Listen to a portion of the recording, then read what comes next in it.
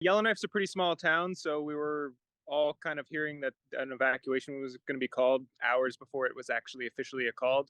I think we were all just starting to get ready for that to happen. They've been clearing brush and putting up sprinklers behind our property for the last 4 or 5 days. So this was not out of left field. For Kyle Thomas, evacuating Yellowknife isn't easily done. He and his wife have their go bags ready, but as farm owners, the couple have to balance the risk of staying with the risk of leaving. Our livelihood is growing food, so if we leave and nobody's here to tend to it, then we don't know what we would do. So the fire still can't be seen from the edge of Yellowknife. Like, we're overcast with a bit of smoke, and things are pretty calm. The wind is only just starting to pick up, so we're not in dire straits in Yellowknife at this current time. Thomas's farm is on the west side of Yellowknife, which has asked its 20,000 residents to evacuate due to encroaching wildfires. The Northwest Territories and its capital are in a state of emergency.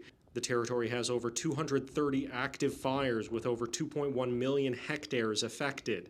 As those in Yellowknife without vehicles queue up for flights out of the only airport, firefighters supported by the Canadian Forces trying to create fire breaks.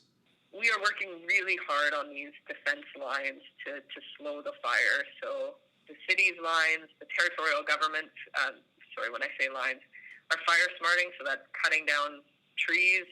We're making 100-meter wide buffers. Yellowknife Mayor Rebecca Alty says the highway out of town and runways remain open for now, but she doesn't have accurate figures on evacuation numbers yet.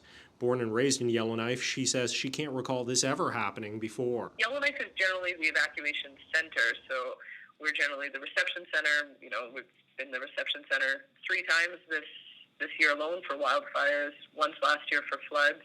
Part of the problem is infrastructure. There's just one road into Yellowknife, Highway 3, which comes dangerously close to the flames.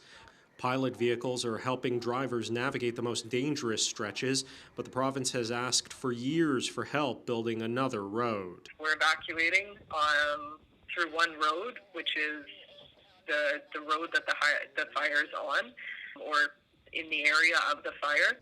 Meanwhile, the Prime Minister has convened a meeting of the Incident Response Group to discuss the situation in the Northwest Territories. Justin Trudeau spoke with Premier Caroline Cochrane on Wednesday, but it's still not clear what additional federal resources could be made available. In Ottawa, Xiao Li, City News.